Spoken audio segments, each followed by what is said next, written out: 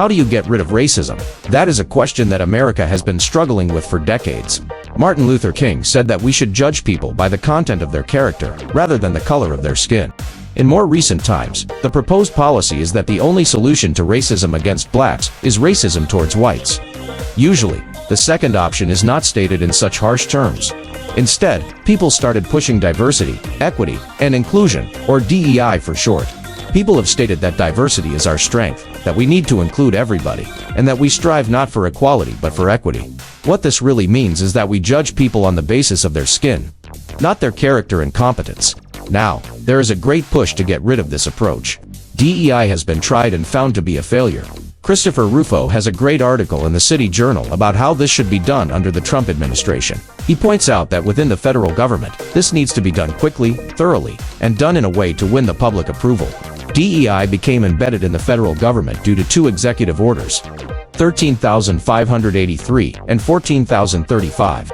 These were issued by Barack Obama and then by Joseph Biden. These two orders put DEI principles into every federal department. So, what should be done? First, President Trump should act quickly to revoke these two executive orders, replacing them with an order advancing colorblind equality.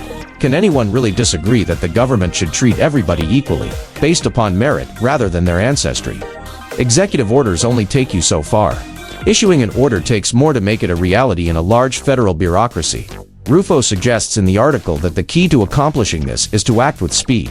The cabinet must shut down all DEI programs and fire all policy officials responsible for those programs, and the firings should be effective immediately. Cabinet secretaries should have their aides create a list of all DEI programs, departments, and policies, and when the president issues his new executive order, eliminate these things within hours of that decision. The next step is to win the fight in the press. Not only should elimination of this evil policy take place, but also advancing a new policy of colorblind equality should be promoted. This creates the advantage of allowing the public to focus on the positive equality rather than the fact that these programs are being eliminated. Cabinet officials need to publicly emphasize the concept of colorblind equality, which the public supports overwhelmingly. That makes those who want DEI seem more like fringe groups. If you are like most people in America, you recognize the inherent evil of treating people differently because of the color of their skin, just as race-based slavery and discrimination was ultimately done away with. DEI, the new race-based discrimination, must be abolished.